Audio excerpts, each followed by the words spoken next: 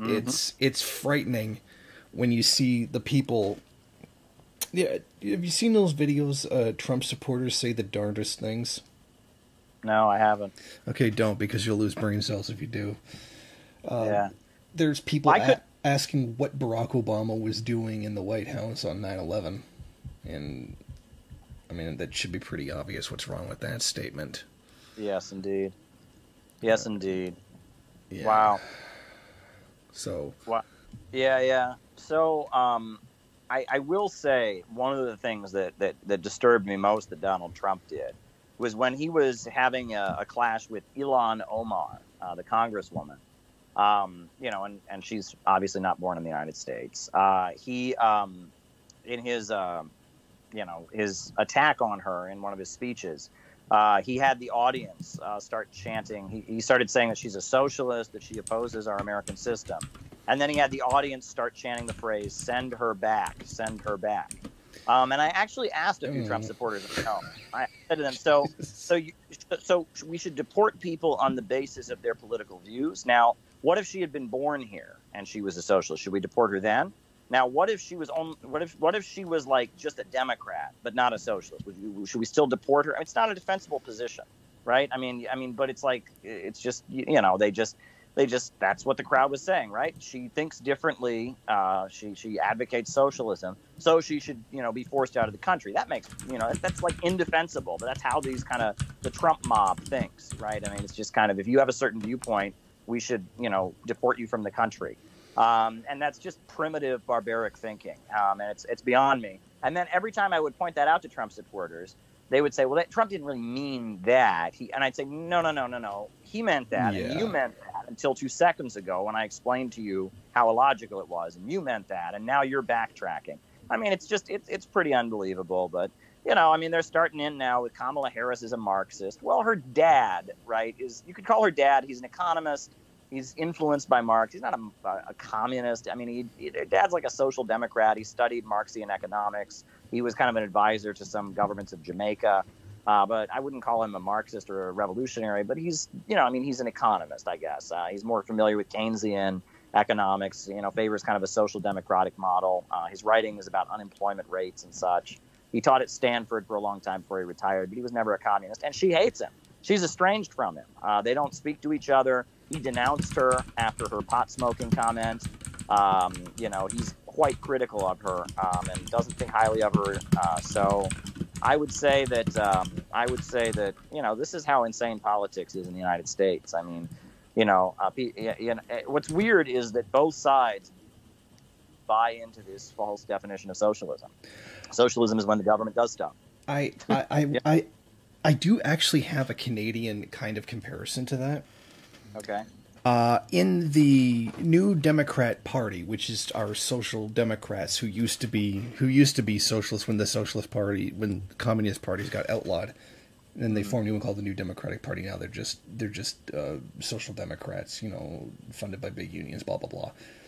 There was a guy on YouTube a long time ago. He used to run a channel called Stalin's Cafe. I don't know if anybody remembers that one.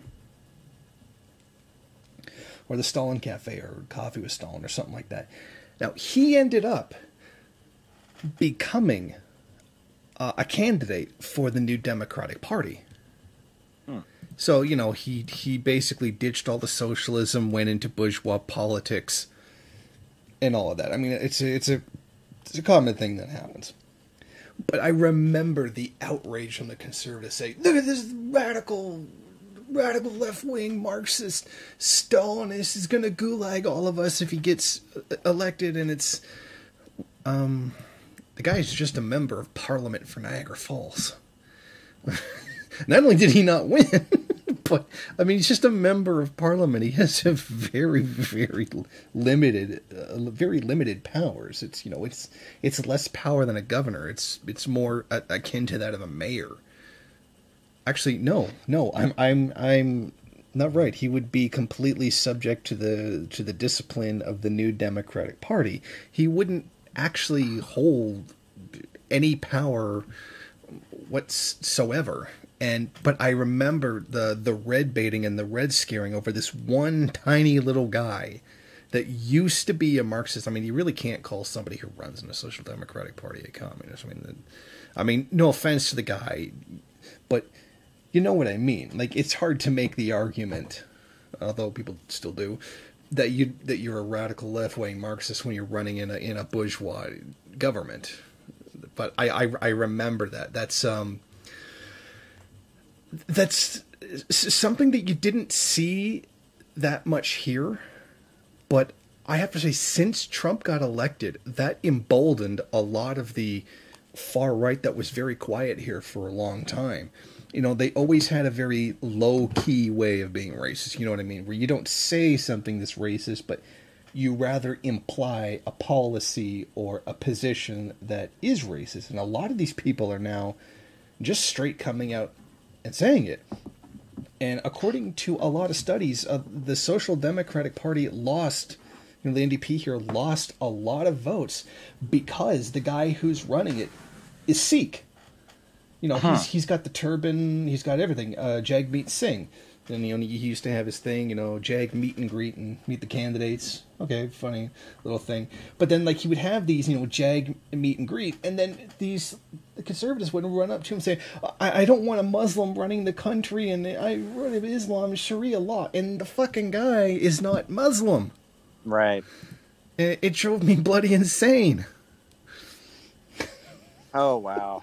Yeah, that's pretty crazy. No, it was pointed out, you know, there was a horrendous shooting a few years back at a Sikh temple here in the United States where some racist, you know, showed up at a Sikh temple and just opened fire and killed a bunch of people. It was horrendous. And almost every time there's a mass shooting in the United States, you know, the National Rifle Association, they'll say, well, the answer to mass shootings is more guns. If only, you know, there had been a good guy with a gun there, it would have stopped it. But when the shooting was at a Sikh temple, they didn't say that. You know, the idea of a group of, you know, brown people with guns is not appealing to the National Rifle Association. And that's very, very telling. Very, very telling. You know, the other thing is that, yes, after 9/11 here in New York City, there were a whole lot of violent attacks on Sikhs, even though Sikhs are not Muslims. But because they wear a turban. Same thing happened here. Yeah, people think, you know, people associate the turban with the Middle East, and it's just, yeah, I mean, the level of ignorance is deeply shocking. And when people are like that, it's deeply, deeply tragic. I mean, it's kind of like when you'll get people like Milo Yiannopoulos or Ben Shapiro, and they start, you know, justifying like U.S. attacks on Iraq or U.S. attacks on Libya, and they'll start talking about Sharia law, and it's like, well, no, that's in Saudi Arabia, which is our ally.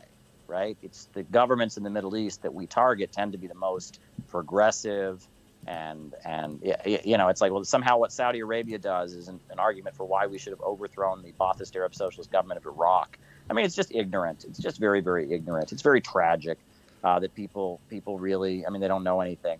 It's funny. I made a post yesterday because I was talking to a friend of mine, and I actually recalled when I was in school in 6th grade, we had an assignment. And our assignment was to write like a little essay. What would you do if you were the president? And I wasn't like, I mean, I was in 6th grade. I was like nowhere near, I didn't really understand politics, but I was thinking a lot about politics. So I wrote kind of a political essay, and she took me out in the hall.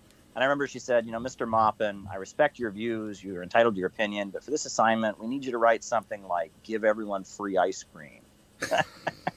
So basically the childhood equivalent of Vermin Supreme. I guess. Yeah. I mean, it was just like, you know, please don't think too deeply about this.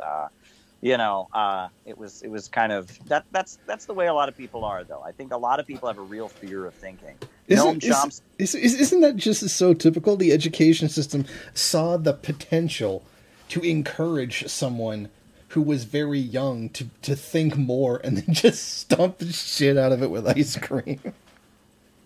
Yeah, I mean, she wasn't mean about it. She was very kind. She was just kind of like, that's not what I want you to do with this assignment. It's like, okay.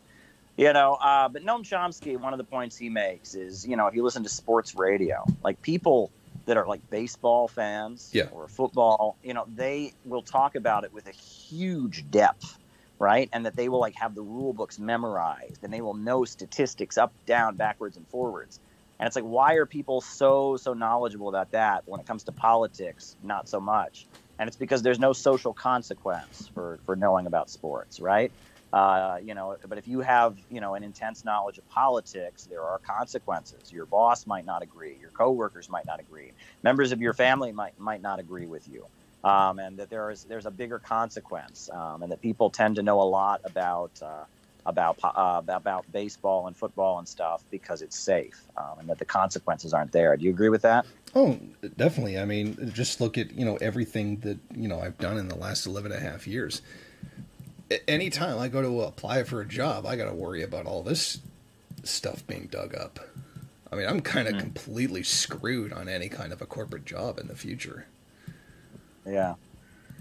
Yeah, I mean, what do you mean, though? I mean, they would make you the head of a university because they're all communists, right? I'm just kidding. Just kidding. Yeah, that's a good idea. I should do that. Right. I mean, it's really ridiculous. But yeah, I mean, we're in this very, very strange period. But what is reassuring to me is that the amount of people that are interested in the ideas that you and I talk about is vastly expanding. I mean, look at the social media presence. I mean, goodness gracious, it used to be nobody talked about this. But now the number of people streaming and talking about Marxism and socialism and Mao and Lenin, and it's like, there's been an explosion of interest in the ideas that you and I have been talking about for a decade, Yeah, I think that's the thing. The speed of which information is now traveling, which has both been a blessing and a curse. But I would say, overall, I would still say it's been a blessing.